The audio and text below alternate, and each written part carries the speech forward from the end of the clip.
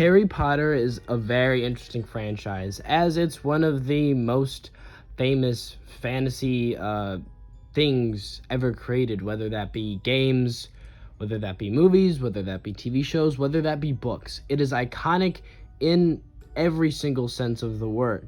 And it's just as interesting as its very flamboyant creator. We'll just keep it at that. But anyways, regardless of the sort of comments and things that have been said by the writer of the books that these were movies were adapted from, I think it would be a good idea to rank them. Now, I did do a video like this a while ago. However, I think I just didn't really do a great job at it because I don't think my ranking was that good. I thought my ranking kind of sucked. So I'm going to give you an actually good Harry Potter ranking. Now, a lot of my opinions on these movies changed. Some I liked a little bit more, some I liked a little bit less, but no, I still do not like this movie. The visuals are somewhat cool, and the third act is solidly entertaining. The movie really just falls apart in the middle act. I've seen very few fantasy movies that drag this much. It turns from a very exciting adventure into the wizarding world into a romantic melodrama. Now, it's probably different in the books, but Harry and Ginny have about as much chemistry as a divorced trailer park marriage. They have no more than like 5 scenes in which they interact with each other up to this point, and even after that, they don't interact that much either. This is not really an exaggeration at all. They literally have no chemistry. While Hermione and Ron have a bit more stuff going on, more chemistry in general, I still feel like they don't give us enough of a reason as to why they like each other for me to really care. It feels like a shitty romance period piece and I can't stand it. The only thing that was cool was the reveal of the actual Half-Blood Prince, but once you know it, the movie really has little to offer and no rewatchability. I was really disappointed in Chamber of Secrets because I remember loving this movie when I was little, but the more I look back on it now, I really only liked it because of the Voldemort flashbacks. The rest of the movie is Philosopher's Stone 2.0, except way too long with little to no purpose besides introducing us to Voldemort. It just feels like a reskin of the first movie with different plot points, and that's a terrible way to do a sequel of a book, a movie, or anything. By the last 40 minutes, I really just wanted it to be over, since I felt like it had absolutely nothing to offer.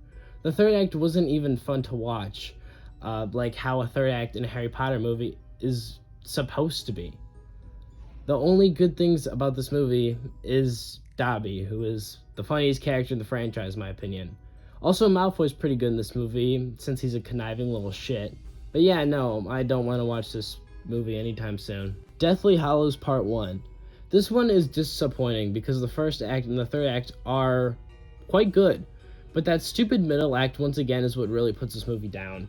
I get that these are books, so they're really hard to adapt into movie form, and it shows at points. However, it still isn't an excuse for it to be this hard to rewatch, or just watch in general. We had a scene or two into Ron as a character, which I found kind of cool, but it's only a few minor scenes, and most of it is just them arguing and bickering about where to find the Horcruxes. Ron leaves, it's Harry and Hermione, and that's it. And then Ron comes back, Hermione yells at Ron, even though he saved Harry's life, and it's just an hour straight of this bullshit. I just wish they tried to cut it so that it would be more enjoyable in movie format, because it goes on and on and on, and it's trying to have some deep-rooted dramatic character dynamics that aren't explored well at all, because it's not a book, so we don't know what the characters are thinking. It's just people getting mad at each other with unexplained motivations. I know it sounds like I hate this movie, but I really don't. I think the other 2 acts were really good. I thought the opening was exciting, the tension was great, and brought a lot of world building to the story. I thought the third act was exciting and fun to watch, but also tragic at the same time. It's just way easier to talk about the bad with this movie, because it's really just mediocre at the end of the day. It sets up quite a bit, I just wish it could have been done a bit better. Now we're finally getting to movies I actually kind of like. Cedric Diggory is a really solid character played by a really good actor. I love the different tests they do that are creative but also fun to watch. It introduces Voldemort into his full form, which is really cool to see. It's a movie in the wizarding world that there's not much more to say than that. However, I still have problems with this one. While not as bad as Half-Blood Prince, still has the melodramatic romance bullshit sprinkled in, and I just don't care. Same with the dance and all that other romance dynamics, because they just hold no weight to me. But beyond that, this was a pretty solid movie. Harry Potter and the Philosopher's Stone. I remember when I used to put this movie in my top 1 or 2, and while I still like it, it's definitely not that good. The world building in this movie is really great as we are introduced to the story from Harry's perspective, and slowly throughout the movie we're naturally introduced to new things in a way that makes sense. The actors were all casted really well as they act in their roles better than anyone I could imagine, and the chemistry they have with one another and the delivery is on point, especially for kid actors. It has Chamber of Secrets thing where they go on these side quests, but they're actually fun and, know when to stop, unlike the Chamber of Secrets. It also encapsulates this real childlike wonder that these first few movies were, a bit more like entertaining in that way. Ron is actually a good character here, while willing to sacrifice for Harry despite appearing somewhat cowardly at the beginning and untalented. He's willing to be selfless enough to sacrifice himself for Harry because he believes it to be the greater good. The movie's fun, entertaining, pretty well written, and there's really not anything wrong. Besides the couple of dated CGI effects, it's way better than a lot of these movies. Prisoner of Azkaban is a movie that has a very distinct visual feeling that none of the other movies have, which makes sense because it's directed by Alfonso Cuarón, which, as you would expect, makes it the best shot movie by a long shot. It has this dark, gothic, sci-fi horror type feel that, is really just distinctive and unique in this franchise that has very standard cinematography for the most part. It fits really well, though, with the supernatural creatures like werewolves and such that are filled in this movie.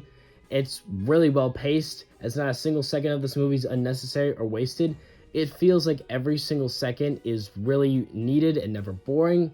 It fully attempts to capture the wonder of this world in such a creative way. However, while still having a darker tone than those first two films. I know this is controversial, but I thought The Time Turner was a bullshit cop-out to undo any sort of suspense and, any sort of like weight, emotional weight that we just witnessed. I know it was a setup from the beginning, but I still found it to be dumb as it ruins what could have been a kind of interesting ending. It's to me the equivalent of Superman in the 78 movie going around the world, going back in time to save Lois, but at least that was kind of a shocking emotional scene. In my opinion, it's not enough to ruin this movie, but it's still a really great film regardless. Prisoner of Azkaban I like way more for its visual style and flair, but this movie I like more for the narrative with Harry's character and anything, as the story is probably some of the best we have seen from the entire school, as it's become corrupt and controlled, and people have been forced not to learn spells and defend themselves. Harry has to step forward and be the leader that he is destined to be, that he is supposed to be, and he doesn't know exactly what he's doing, but he's trying to do what he can to help these kids be able to defend themselves. And it's great because this movie reminds us at how far Harry has come since then, and we have slowly seen him molded into a hero and the chosen one he should be. Dolores Umbridge is also a really well-written villain that is incredibly entertaining to see her get what she deserves. She's also absolutely insufferable and annoying, and it works perfectly. It's a really well-made movie from a script standpoint, from a dialogue standpoint, and from a story standpoint. It's even incredibly well-structured. Overall, just a really great adaptation and addition to the Wizarding World. A lot of my love for this movie is the fact that I am an absolute sucker for conclusion films, and this movie really just gives you everything you want. Neville Longbottom has some of the best moments in this entire film as he stands up to the sort of dictatorship that is against them in the Wizarding World. Voldemort is actually, for once, a kind of intimidating villain, as he's doing what he's been hyped up for the last 7 movies to do. Does he lose to a bunch of teenagers? Yeah. He's still cool for the rest of the movie, though, so it really doesn't matter to me whatsoever. Harry gets his moments to shine. Everyone gets their own moments to shine. There's not a lot to say about this film besides the fact that it packs and concludes a lot of what we saw previously very, very well, which is why it is my favorite Harry Potter movie.